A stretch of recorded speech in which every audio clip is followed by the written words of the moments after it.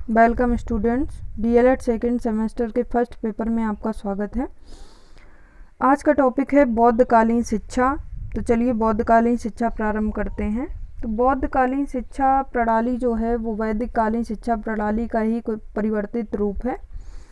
तो बौद्धकालीन शिक्षा जो है उसका प्रारंभ 500 ईसा पूर्व से 1200 ईस्वी तक माना गया है।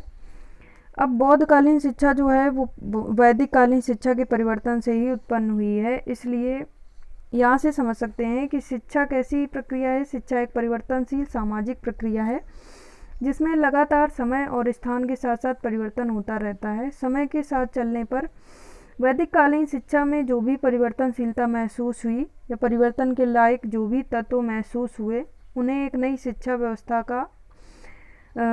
व्यवस्था के रूप में परिणित किया गया, जिनसे एक नई शिक्षा व्यवस्था का जन्म हुआ, जिसे बौद्धकालीन शिक्षा प्रणाली कहा गया। चूँकि इसका निर्माण बौद्ध धर्म के प्रचार के लिए किया गया, इसीलिए इसे बौद्ध शिक्षा प्रणाली कहते हैं। इसी संबंध में डॉक्टर आर.के. मुखर्जी ने कहा है कि बौद्ध शिक्षा प्राचीन ब्राह्मणी शिक्षा प्रणाली का एक परिवर्तित रूप था। चलिए, ये तो थी बौद्ध शिक्षा से संबंधित कुछ जानकारी। अब देख लेते हैं इसके उद्देश्य कौन कौन से थे। बौद्धकालीन शिक्षा में शिक्षा के उद्देश्य क्या निर्धारित किए गए थे। तो बौद्धकालीन शिक्षा में क्या था कि ये शिक्षा सार्वभौमिक थी। बौद्धकालीन शिक्षा व्यवस्था समाज के हर वर्ग के लिए थी और इसमें जाति, धर्म, लिंग आदि का कोई भेदभाव नहीं था। सभी को समान अवसर प्राप्त थे। बौद्धकालीन शिक्षा बालक के शुद्ध चरित्र निर्माण पर जोर देती थी। इसमें माना जाता था कि सात्विक जीवन से ही जीवन में सादा जीवन, उच्च विचार का उद्देश्य पूरा हो सकता है। सात्विक जीवन से तात्पर्य है साधारण जीवन। बौद्धकालीन शिक्षा में बालक की सामाजिक कुशलता के विकास पर भी जोर दिया जाता था, जिससे वह योग्य नागरिक बन सके, समाज के लिए उपयोगी सिद्ध हो सके। बौद्धकालीन शिक्षा विदेशों में भी फैली हुई थी, इसलिए इस युग की शिक्षा का एक लक्ष्य राष्ट्रीय संस्कृति का प्रचार प्रसार करना था और संरक्षण करना था। चूँकि बौद्ध एक धर्म था और धर्म आध्यात्मिकता से जुड़ा हुआ होता है, इसीलिए बौद्ध धर्म का प्रमुख लक्ष्य माना गया था सत्य की खोज करना या निर्वाण की प्राप्ति करना। जैसे वैदिक कालीन शिक्षा में शिक्षा का मुख्य लक्ष्य था मोक्ष की प्राप्ति करना, उसी प्रकार बौद्धकालीन शिक्षा में शिक्षा का मुख्य लक्ष्य था निर्वाण की प्राप्ति करना। यहाँ पर मोक्ष का अर्थ ही निर्वाण है। बौद्धकालीन शिक्षा में से निर्वाण की प्राप्ति कहा गया है। बौद्धकालीन शिक्षा प्रणाली में इस लोक की तैयारी के साथ साथ परलोक की चिंता को भी स्थान दिया गया था। मीन्स इस लोक को सुधारने के साथ साथ परलोक को भी सुधारने पर बल दिया गया था। महात्मा बुद्ध ने कहा कि संसार दुखमय व क्षणिक है, इसके विपरीत परम तत्व ईश्वर सत्य है। उनका मानना था कि संसार जो है वो नश्वर है, नष्ट होने वाला है, जबकि परम तत्व ईश्वर ही सत्य है। इसीलिए मनुष्य को ईश्वर की प्राप्ति के लिए सदैव तत्पर रहना चाहिए, सदैव प्रयास करते रहना चाहिए। ये तो थे बौद्धकालीन शिक्षा के कुछ महत्वपूर्ण उद्देश्य। अब देख लेते हैं कि इनकी विशेषताएं कौन सी थी। बौद्धकालीन शिक्षा में कौन कौन सी विशेषताएं पाई जाती थी। तो बौद्धकालीन शिक्षा की कुछ विशेषताएं निम्नलिखित हैं। जैसे शिक्षा सार्वभौमिक थी, जाति धर्म का कोई बंधन नहीं था। शिक्षा जो थी वो सभी के लिए समान थी, इसमें जाति धर्म का कोई बंधन नहीं था। शिक्षा जो थी वो पूर्णतया निःशुल्क थी। प्राथमिक स्तर की जो शिक्षा थी वो कैसी थी, पूर्णतया निःशुल्क थी। अगली जो विशेषता है वो ये है कि शिक्षा व्यवस्था का मूल केंद्र संघ होता था और इसका प्रशासन प्रबंधन योग्य अनुभवी व्यक्ति करता था। बौद्धकालीन शिक्षा में राजा का संरक्षण प्राप्त था, लेकिन उसका कोई नियंत्रण नहीं था।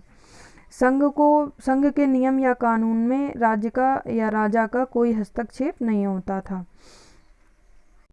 बौद्धकालीन शिक्षा में कुछ और विशेषताएं पाई जाती थी। जैसे इसमें शिक्षा का माध्यम जनभाषा रखा जाता था और यही शिक्षा प्रणाली की लोकप्रियता का मुख्य कारण भी था। इसीलिए यह शिक्षा प्रणाली लोकप्रिय थी, क्योंकि ये माना जाता है कि हम मातृभाषा के माध्यम से ही संपूर्ण ज्ञान प्राप्त कर सकते हैं। शिक्षा प्रणाली जनतांत्रिक सिद्धांतों पर आधारित थी और जनतंत्र के निर्णयों के द्वारा ही, इनके मतदान के आधार पर ही निर्णय लिए जाते थे। बौद्धकालीन शिक्षा में संस्कारों पर भी महत्व दिया जाता था। धम्म, संघ गुरु की महत्ता को भी स्वीकार किया जाता था। बौद्धकालीन शिक्षा की एक प्रमुख विशेषता थी कि इसमें शास्त्रीय विवाद करवाया जाता था। छात्र समय समय पर एकत्र होकर एक टॉपिक चुनकर उस पर विचार विमर्श करते थे और बहस करते थे, जिससे उनके ज्ञान में संवर्धन होता था या कह दे कि ज्ञान में बढ़ोतरी होती थी। इसी संबंध में मेर्डेल का कथन है कि शास्त्रीय विवादों को प्रोत्साहन दिया जाता था। इस प्रकार की विज्ञ मंडलियाँ बौद्ध उच्च शिक्षा की एक अनोखी विशेषता थी। यह बौद्ध शिक्षा की एक अनोखी विशेषता थी। अब देख लेते हैं बौद्ध शिक्षा प्रणाली की शिक्षा व्यवस्था कैसी थी। तो बौद्धकालीन शिक्षा का प्रारंभ 6 या 8 वर्ष से माना जाता था। शिक्षा का मूल केंद्र मठ हुआ करते थे और मठों में प्रवेश करने से पहले बच्चे का प्रवज्जा संस्कार किया जाता था। प्रवज्जा संस्कार में वह अपने सिर के बाल मुड़वाता था, पीले वस्त्र धारण करता था और शिष्य के रूप में गुरु से प्रार्थना करता था। प्रार्थना गुरु के स्वीकार कर लेने के बाद उसे शरण त्रयी का अनुसरण कराया जाता था। शरण त्रयी क्या था? तो ये था बुद्धम शरणम गच्छामि। इसमें 3 वाक्य बुलवाए जाते थे। पहला था शरणम बुद्धम शरणम गच्छामि, मीन्स मैं बुद्ध की शरण में जाता हूँ। दूसरा वाक्य था धम्मम शरणम गच्छामि, मीन्स मैं धर्म की शरण में जाता हूँ। तीसरा है संघम शरणम गच्छामि, मतलब मैं संघ की शरण में जाता हूँ। इन 3 वाक्यों का अनुसरण कराया जाता था, जिसे शरण त्रयी कहा जाता था। प्रवज्जा संस्कार के बाद छात्र का नाम बदल जाता था। छात्र को श्रवण सामनेर या सिद्ध विहारक कहा जाता था। छात्रों को 6 माह तक सिद्धिरस्तु नामक बालपोथी पढ़नी होती थी, जिसमें लगभग 49 अक्षर थे। इसको समाप्त करने के बाद बालक को 5 विधाओं का ज्ञान करवाया जाता था।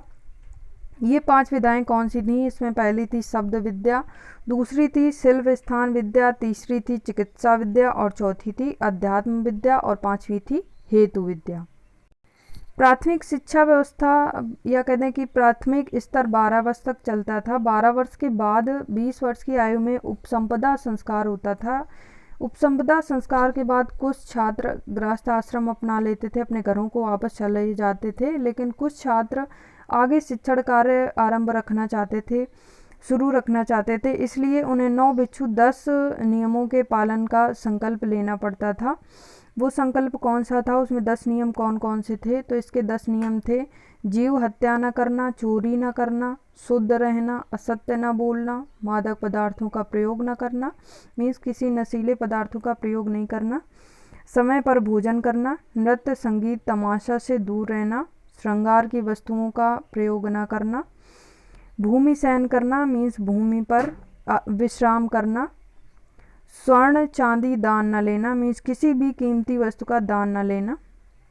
इनका जो शिक्षण सत्र था वह 12 मास का होता था। पठन पाठन प्रातःकाल से मध्याह्न और पुनः भोजन क्रिया के बाद सायंकाल से पूर्व तक चलता था और इसमें अवसर के अनुसार अवकाश भी हुआ करते थे। शिक्षण कार्य बड़े बड़े भवनों में हुआ करता था, जिसमें हजारों बौद्ध भिक्षुओं के रहने की व्यवस्था थी और खाने पीने की भी व्यवस्था थी।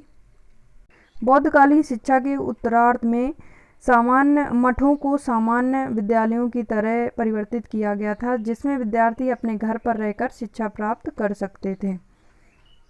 बौद्धकालीन शिक्षा के कुछ प्रमुख शिक्षा केंद्र थे, जैसे तक्षशिला, नालंदा, वल्लभी, विक्रमशिला, ओदंतपुरी, काशी, मिथिला एवं जगदला।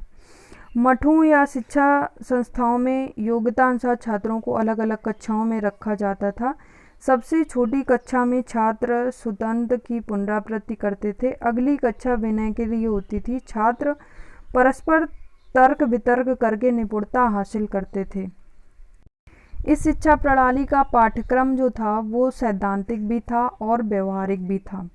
धार्मिक पाठ्यक्रम में बौद्ध साहित्य का अध्ययन करवाया जाता था और लौकिक पाठ्यक्रम में या व्यवहारिक पाठ्यक्रम में गणित, कृषि, पशुपालन, चिकित्सा, मल्ल विद्या मीन्स युद्ध विद्या, शिल्पकला आदि विषय पढ़ाए जाते थे।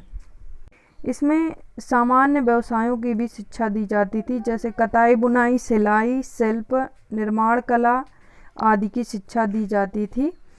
और इसमें कुछ लोगों को शिक्षा ग्रहण करने के योग्य नहीं माना जाता था, जैसे चांडाल, कोढ़ी, सरकारी नौकरी डाकू, कैदी या जिसके माता पिता ने आज्ञा न दी हो। जैसे वैदिक कालीन शिक्षा पूर्ण रूप से आध्यात्मिक थी, तो बौद्ध कालीन शिक्षा में थोड़ा सा परिवर्तन हो गया था। इसमें आध्यात्मिकता के साथ साथ व्यवहारिकता भी आ गई थी। तो इसी प्रकार से जो शिक्षा प्रणाली थे उनमें लगातार परिवर्तन होता रहा। तो आज के लिए बस इतना ही।